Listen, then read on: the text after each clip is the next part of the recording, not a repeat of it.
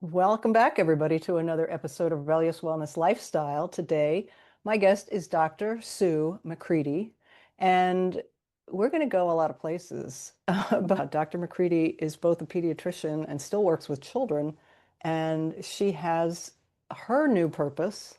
She Mm, transitioned into working with women at midlife to help them find whatever their next purpose is, or rechannel their energies that they put into raising children, having careers, this and that. When they feel a little mm. lost, would you say that sums it up? I would say in a nutshell, yeah. I think it's about really being Yeah. happy in these transitions of 40s, 50s, and 50s, whatever that looks like. If sometimes it's finding a purpose or sometimes it's healing through a relationship change, can look all sorts of different ways. But ultimately, like we want to be happy most Yeah. of the time. Yeah. Yeah.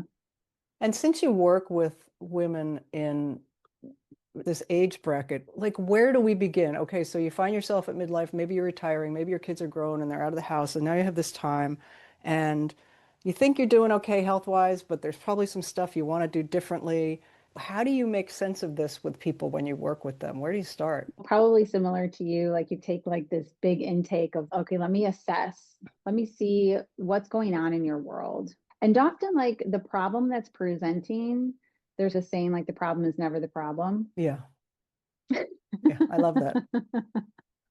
The problem is never the problem. There's always something underlying or underneath that.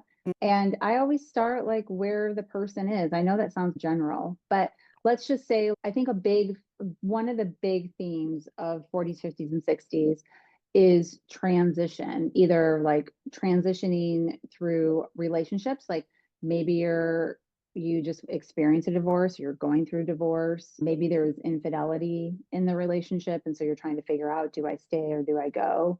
Right. Transitions in terms of work is a big one, probably more than, but I have women that I'm coaching now, they're having transitions in their 40s for work Hmm. as well. Like things felt lifeless. Is this all there is? Can I find something that juices me a little bit, Yeah, a bit more? So I think the main theme is transition. yeah. I think of midlife like adolescent. It's just really stretchy and uncomfy. Physiologically, hormones are changing, Hmm. and that creates body changes that make us feel different. And emotionally, we may be experiencing symptoms or emotions, right? There's just so many changes happening. So I just start, okay, what's up? Where are we What's the going? number one thing? Yeah, What's the number one thing? What's on the table? Let's just start there because to me, the problem's never the problem, right? yeah. So like I can think of one mom that I was thinking about, she was like teed up because she felt like people at work were out of a line in integrity. Like she has side passions, and that's something that I help her with, like helping her fuel the side passion why she works the day job. Hmm. She saw all these people not doing the day job where she was like, I'm in integrity, like I got to work the day job. They're paying me for that. But she Hmm. was getting activated, like totally activated. And I was like, okay, in personal development, like you always have to look back at yourself. Like whenever you're activated, there's a mirror reflecting back to you. So I said, where are you out of alignment or out of integrity with yourself? So then we first went there.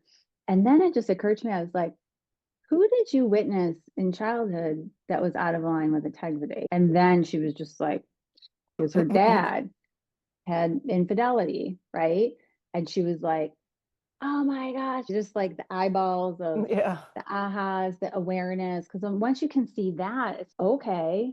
That's the problem underneath the problem, underneath the yeah. problem. Yeah, yeah. And I think And that's a great so, concept for people to get, not to interrupt you, but the yo, yeah. problem is never the problem Mhm. because we're so instant solution oriented.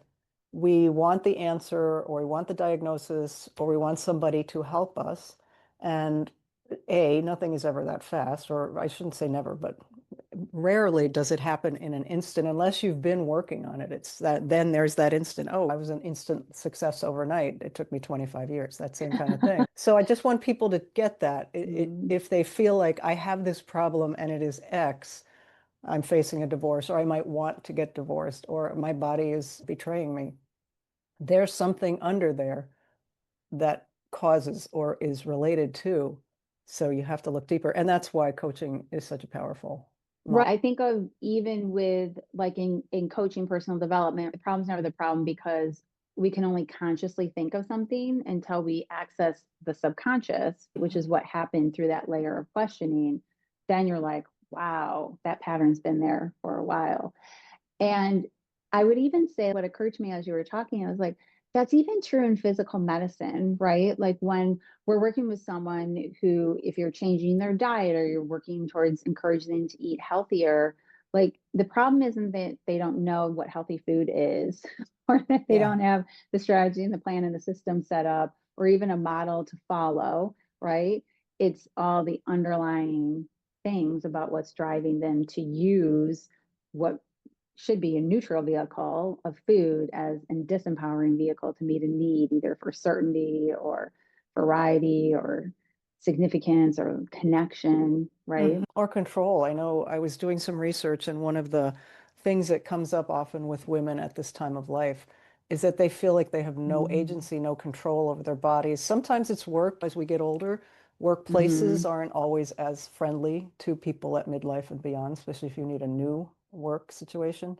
So, yeah, it's a way to feel like, okay, at least I can eat my Doritos and feel good after I eat them, whatever. It's a silly little example, but Yeah, no, it it's happens. true. It's very true. Peanut butter and chocolate is mine for Oh, sure. is it? Oh, I'm trying to think. I'm a salty, crunchy girl. So Ooh, I wouldn't do Doritos because the food dye literally gives me a headache. I learned yeah. that when I ate like a half a bag with my stepdaughter one day. And but I do pretzels, salty, crunchy, Mm, and the hard big ones that are extra dark. Yeah, yeah. those. Yeah. So you talk about, we just talked about mindset. You talk about other areas of life like motherhood. How was it Mm, for you wow. to, oh, maybe, oh, how was it for you? You have three daughters? Yeah, so I have three daughters. At the time of this recording, one's in high school, about to enter that junior year of Oh, yeah. intensity. One's about to start her first year at college, and the other is about to start her last year in college. Okay. So older now.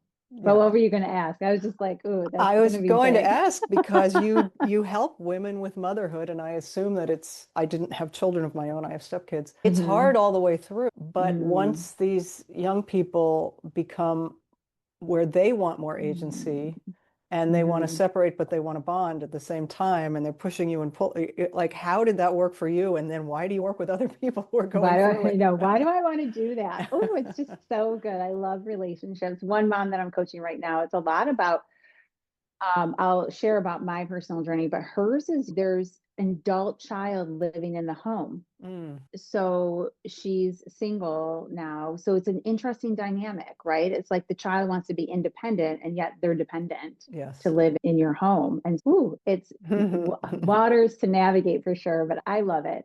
My mothering journey has been such a spiritual one because that's really how I feel like the spirituality pedal hit hard for me during becoming a mother because I had three miscarriages Oh, before I was able to bring our oldest in. And then between my oldest and second, our middle, there was a second trimester loss. mm. And so I feel like during that time, that was just talk about lack of control, talk Oh about God, massive yeah. uncertainty, talk about, yeah, it looks like a disaster.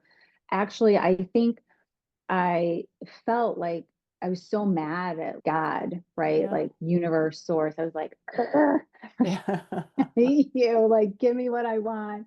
And I was devoted to helping kids as a pediatrician. And so I was just like, what the hey, right? Yeah. You give me my own child to All hold, and right. they were just falling through our hands, I felt. And Mm, so I feel like mothering has been such a spiritual journey for me. And it's given me tremendous gifts wrapped in some pretty hard packages. I would definitely say the miscarriages were the hardest for mm. sure, because that's just such traumatic loss and physiologically draining and depleting. And I would say that I have a joke that I say, I'm a great parent to one, I'm a good parent to two, and I'm like a fair parent to three. It's like the more balls you have Yeah. going, right, you're inevitably going to let people down. Like you can't even be everything to one child, let alone three Right. child. So I started developing this concept. I was like, we're team creeds because our last name is McCreadie, right? So I'm like, we're team creeds. Like we've got to work together as a team, like empowering them, Yeah, help each yeah. other out. Mama can't be doing everything. I'm going to disappoint you. And I think that's one of the biggest things that has served me as a mom, just really doing my own personal work. Like I've never read a parenting book per se. I've just continued on the self-development path. So the better I get to know myself, the better I get to clean up the crap that I've created. And I can think of a really particular instance with one of my daughters that I feel like she's my greatest spiritual teacher because she really, we're two alpha females that just, I'm like, this is on my roofs, not yours. But before I had any kind of emotional mastery or mental mastery, like she would activate me and I would just take her down at the Achilles heel. I'd just be like, I know your weakness, and boom, I'm gonna knock you. And one of those instances, I just felt like such shame wash over me after I did it. Yeah, I won, but no, you didn't win. You majorly lost. Yeah. And I think my husband just sat at the table like, wow, mother-daughter relationships are really something. I'll go load the dishwasher now. I'll go load the dishwasher. He's just like, whoa, what is going on here? And I went outside and just took a couple laps around the neighborhood. I really vowed to myself, I'm not going to do that again, Greg. It was just like, that's not how you win. That's Right. just basically lose. Everybody loses. Get a hold of yourself, like master something here so that, because to me, when someone's trying to hurt you, it's because they're hurting. Yeah, exactly. Exactly. Yeah. And so that's where I was just like, she would knock me down and I'd be like, nope, stand it back up. Like, love warriors, keep going. And then I'd get knocked down and I'd be like, nope, stand it back up, still loving. So that's what it felt like. And I think I just bring a lot of that to the table through coaching. Of it's challenging. Sometimes my joke is I want to toss them outside and close the sliding door. But then I'm like, are you okay? Right. Do you need some food? No codependency there whatsoever. Yeah. It's just such a dance of evolution of figuring out. Like I explained to that mom, like they're born when you're totally enmeshed in terms of boundaries. And then as you age and as they separate, like you start being this is where I end and you begin. And I think in that particular mom I was sharing, what we came to is, yeah, they're very much enmeshed for a variety of different reasons. And so this is really about the healing of this is where I end and you begin, right? Yeah, interesting. My stepdaughter has two little boys, 4.5 and 2.5, almost 3.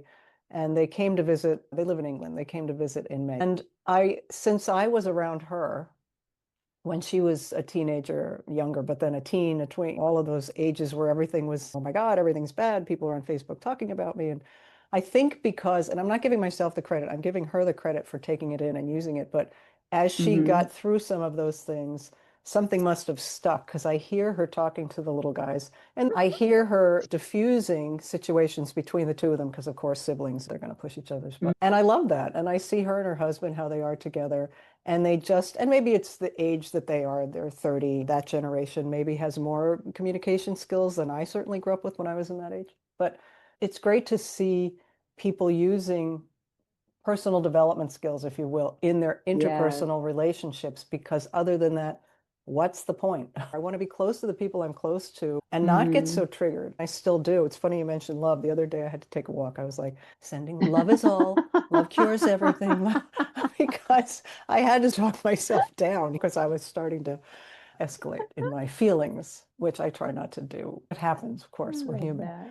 But what a better way to be, because love really is a better place to be than anger and hatred. And even for ourselves, self-loathing, self-judgment, shame, Yep. none of those things feel good. And physiologically, as they don't do the body any good when we're shaming and blaming ourselves. That's a Yeah, stress. which is why I really feel like my purpose with these women in their 40s, 50s, and 60s is like, how do we cultivate more sustainable happiness, like this more beautiful state? Is not to say that we're not going to feel shame or blame or guilt or fault or Right. all the disempowering emotions. Like we feel it, but then let's bounce back. Let's figure out our way to get back to that beautiful state because it's physiologically good for us and good for others and good for the greater good, right? Yeah. Oh, yeah. Can you imagine if world leaders had to do personal development? Right. Like any kind, read a book, maybe? I'm sure many of them have. The world is just in a little bit of chaos at the moment. Tell me about, you have a quiz on your website, and it's the Midlife Personality Quiz. Tell us about it, please. I think it's a fun way. Personal development, I feel like the place you get to start is with yourself to better get to know yourself. So this is just my fun way of helping you get to better know your gifts and also the likely obstacles that you fall into. Mm. So there's four personality types in midlife. There's the visionary mama, and I say mama not as mothering a child, mama Mm-hmm. as a midlife wise woman, Okay. basically. So there's the visionary. I think of her like the Beyoncés in the world. Mm. She's got a vision. She twirl on them haters, like she's going forward. And the gift that she brings to the world is confidence and courage and tenacity and fortitude and drive. And the challenge for her can be that she might bowl over some relationships along Mm. the way. It's hard for her, it could be difficult for her to be vulnerable, Mm. to really allow people to see into her of who she is without all the masks. The inspirational mama is an inspiration. She's a positive. She's the rainbow. She's the glass is half full. She's the person you come to when you're like, this just went down. And she'll tell you the great thing about that is, right? The downfall of the inspirational mama is that everything's shiny and fun. So, like, distractions will just diffuse her energy. So, it's hard for her to move forward if she's being distracted all the time by all Mhm. these fun and shiny things. The giver mama is like what she sounds like. She's a giver. She's the ultimate mama. Probably the giver comes out in all of us who have, human or fur babies, right? That's a part of us that is just giving is as easy as breathing. It's just, she's the woman that you just run to and she's just going to wrap her arms around and be like, it's all okay. She's a great listener. She's not about herself. She's about you. The problem with the giver mama is that she can become a doormat. So people like boundaries is a huge thing for her, like people pleasing, boundaries are a problem. And then she finds herself bitter and resentful and wondering why people don't aren't doing anything for her. And Yeah. then the detail mama, I love detail mamas. They are the spreadsheet keepers, got my I's, crossed my T's. They're keeping everybody like organized and flow down to the last hour. The thing with the giver or the detail mama is that it can all run a little dry. It's like, where's the fun? Loosen Yeah. up. And so the beauty of it is that again, these are just stereotypes and types of behavior. And really we have all of them inside of us. It's just that we tend to gravitate toward Mhm. one or two. And Mhm. so I feel like once you answer these 11 questions, they're super fun and just figure out, oh, like these are my gifts, like honor them. Say, yeah, own Yeah. it. I Yeah. am that, right? And then really honor what your challenges can be because of that, Mhm. right? And like I'm an inspirational mama. So in my business and my personal life, frankly, I surround myself with a bunch of detail mamas. I am not the person who makes the spreadsheet and tell you when to do the carpool. I am so thankful that you are creating that and I will sign up. And in my business too, I hire detail mamas Yeah. because they're dotting the I's and crossing the T's, right? So I Mhm. think it's like owning what you are and then supporting yourself. And it brings such fulfillment to other people to bring their gifts to the table, right? Yeah. Yeah.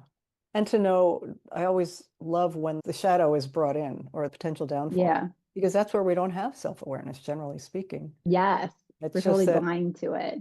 and somebody years ago said, you can't solve a problem with the same mind that created it. It's been attributed to Einstein. I'm not sure he did say it, but that's that same thing. We don't know, we Mm. can't see, and we can't solve for something that we're not aware of. And so the four types gives the people both sides of the equation, which I think is great. Yeah. And I love working in groups that way. And that's why group coaching is one of my favorite things to do Yeah, me too. because when you, I remember I was talking to a visionary mama about something. I have a lot of giver in me too.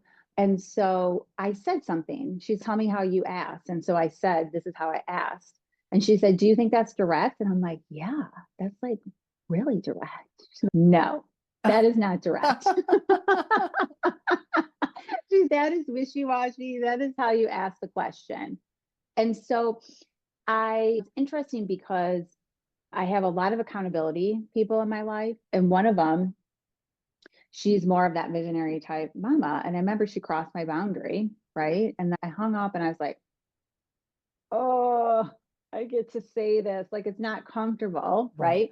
And so I said the thing, like, this is not okay. This is what we agreed to. And then you know what, Greg? She leaned in and she was like, thank you so much. Like, I trust Ah, you more. I trust you uh-huh. more now. Which I was like, what? Give her mamas, we just trust. Like, you don't have to earn our trust. It's like, we just trust. Funny. And she was just like, that she just gave me another flip side to be like, now I trust you even more because that like laid the line and said it directly. So I am constantly learning from the other types and really helping me bring that part of myself out, if that makes sense. Yeah, absolutely. Yeah, because as you said, Hmm. we have all of the parts in us. We just have to learn to develop some that aren't To strong develop them. naturally. Yeah. Yeah. So we talked before we hit the mic about purpose. And I think, Hmm. as I said, I undervalued the importance of purpose for women Mm. that have already had big careers or stayed at home and raised wonderful children or whatever it is that they come to a place, maybe it's 50, maybe it's 60, and suddenly they're faced with the like everybody wants to help them find their purpose. And I realized after talking to some friends of mine, it is actually an important thing for them. And I was like poo-pooing it. I'm like, you don't need a purpose. You're fine. You're really smart. You're doing good. But tell me about purpose and how it plays into your world.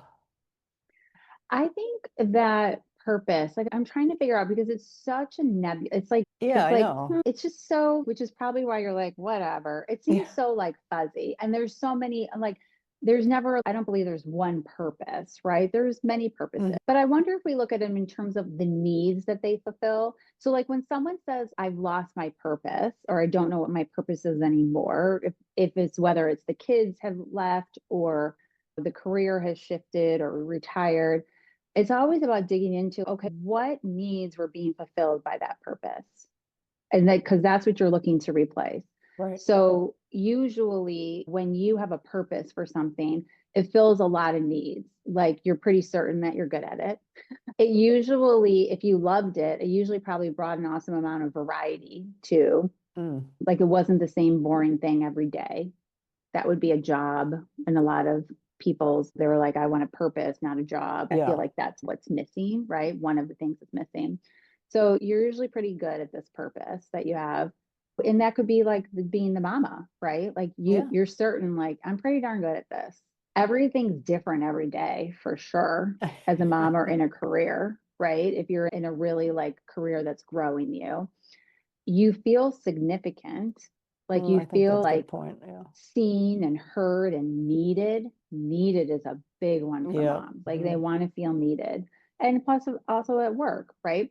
And then you probably feel a decent amount of connection as you're doing it. You're feeling a part, a belonging of something. And I think if it's really growing your soul, you also feel that you're personally growing mentally, emotionally, spiritually, right? And then the biggest one, obviously, is contribution. And so these are called the six human needs from human needs psychology, which I learned from Tony Robbins. And when you think about those, we all share these six human needs. And usually, when you feel like you have a purpose, like my first purpose that I learned is like being a pediatric physician. I was like, wow, this is like lights out, like light bulbs, like, woo, this is just feeling it all. Right. And when I looked at those six human needs, it met every single one of those needs at a very high Interesting. level. Hmm. Right. And so part of my journey is that I've done multiple businesses. So my very first business is the pediatric business, which I'm still doing, and I'm in my 23rd year. But I went through four other different business models to figure out how to serve women before landing on Soulful Medicine. And what's interesting is like each one of those models didn't hit my needs that I just explained at a very high level. They met some of them, but not all of them at a high level until I hit Soulful Medicine. And I was like, oh my gosh, coaching women, which is so funny because when I hired my first coach in 2015, I said, I want to figure out what it is, but I know it's not what you do. I know I'm not to be coaching. Coaching is so like, what is it really? What is it? I was like, I don't know about that. And then it was so funny after my first coaching client, I like text my very first coach and I was like, wow, this is it. This is it. Just took me a while to get there. Oh, that's funny. But yeah, it meets my needs at such high levels. So I think when you're thinking about I no longer have a purpose, the first step is really what was it that I had that Mm, now I feel like I don't? Like what needs were they meeting? mm, And then it's just about really getting curious about how to meet those needs with a new vehicle, if that mm. makes sense. No, I like that a lot. Yeah. Yeah. And so I think so some of the women that I coach, like they're transitioning out of one career and like maybe doing another career, but they're also not sure, do I want anything Mm, else? Like maybe I just want to hang out with these grandkids, or maybe I just want hmm. to like chill and donate a lot of money. Yeah. I don't know. And so I think the thing is that it doesn't really matter what it is. It matters if it's filling those needs, especially growth and contribution, I feel like. Yeah. Yeah, I agree because almost every one of the people I know that have retired in the past few years have gone to a volunteer situation. Like they knew that they wanted to do that. They never really had the time to put into it. So that's like Yeah. contribution 101, right? They just want to be Yep. with people, help people, maybe change the world. And so, yeah, and I like the conversation about what was that other purpose giving you that you don't have right now. And it certainly isn't the heels and the commute for most of my friends that dressed that way to work. So, what is it that you had? That's a really good question to Mm-hmm. ask. So, do you hear one thing more than another with women? I know because you mentioned a bunch of stuff at the beginning, maybe a divorce, maybe this, maybe there's Mm-hmm. grief. The body is changing. Do the women that you work with more say, I want to retire, but I don't know whether I can, or my body doesn't feel well? Who do you coach? Who is your ideal client? Let's ask that. Definitely in their 40s, 50s, or 60s, definitely interested in spirituality, definitely willing to look at themselves. I think I end up doing a lot of relationship things because I didn't know it until I got into coaching, but relationships are my jam. I'm Mm, not sure why. I just understand them. And I also always go back to what would love do. And so much so that like my clients and my kids are like, don't even ask. I'm like, I'm just asking because that's our natural essence is loving. And yep. that's when we feel good. And that's probably when you're going to make a best decision. It's not when you're like selfish and that's annoying. It's this is what love would do. I would go to that. I'm going to take the time out of my day to go do that because that's what love would do. And I feel primarily, probably, Greg, too, first is just really about loving ourselves. In terms of relationships, all the relationship things, who's in that relationship? You're in that relationship. It's the common denominator There it between is. all of these relationships. So I think one of the biggest things that I help women do is just better understand themselves Hmm. and who they truly are, right? And better navigate relationships, whether it's relationship with themselves, with their partners, with their kids, with people at work, navigating those situations.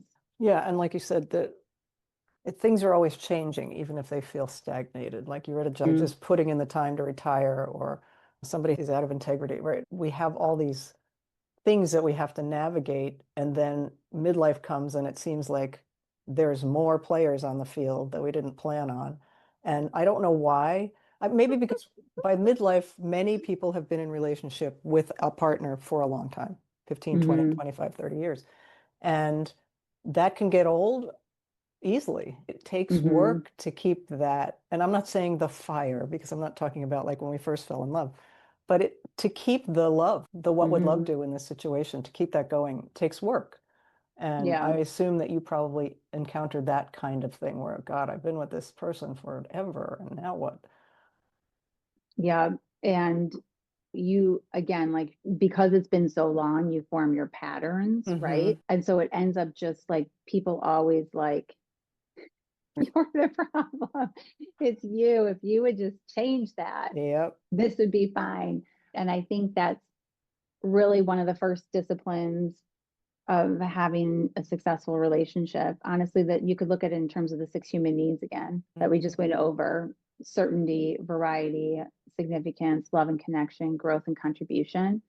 If you want to be in relation with somebody, platonically or intimately, romantically, you get to meet their top two needs, because these six human needs, all of us share them, but we prioritize them differently. And your life looks vastly different depending on how you prioritize these needs. Someone who prioritizes certainty above everything else has a much different life than somebody who prioritizes growth above everything else. Right. And so part of really learning about relationships is like, it's not like you go up to the person, you're like, what are your top two human needs? No, you take the love language quiz and it gets you close to there. Probably. It's like you just look. I mean, you can even do it. It's like becoming a detective. Like one time I was on a walk, my husband and I love to walk. So we're always walking. We're walking through the neighborhood over by the student section because we're in a college town. And I walk past this Jeep that is like totally decked out. It is so shiny. It's got the big wheels, it's got all the bells and whistles.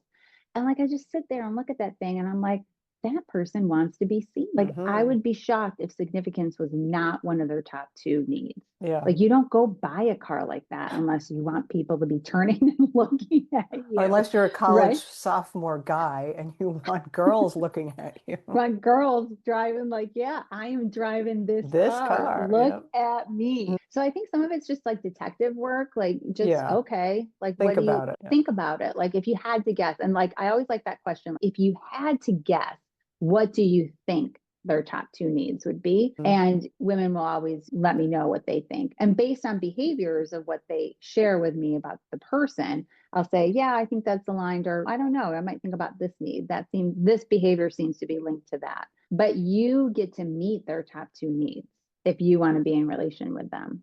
That's interesting. I'm going to have to ponder that later today.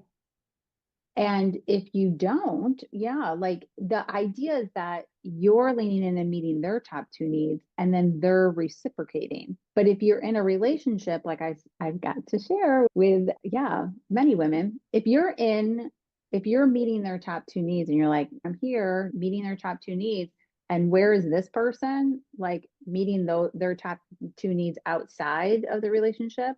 You're not growing closer. That's a big part of what drives relationships apart. They're meeting their top two needs outside of the relationship.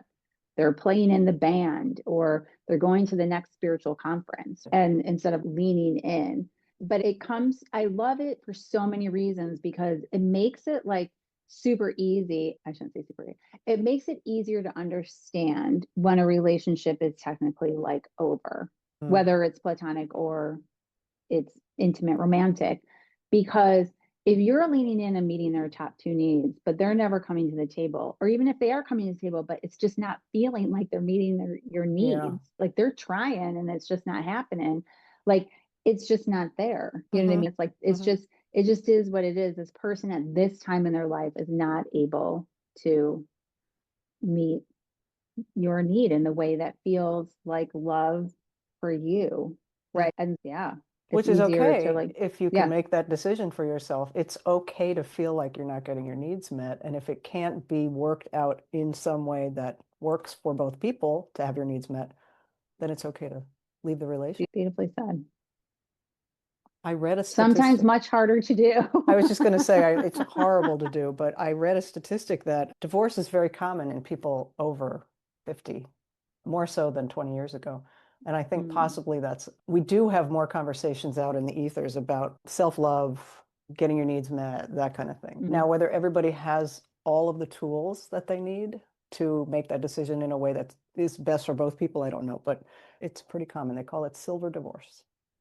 Yeah, and I also think it's good to hear that people are coming, I get to get my needs met. That's self-love for sure. I also think that usually a real touchy point gets to be like when that kind of 90-day period, it's an experiment. We're going to go meet this other person's top two needs without saying anything. We're just going to lean in and see what happens.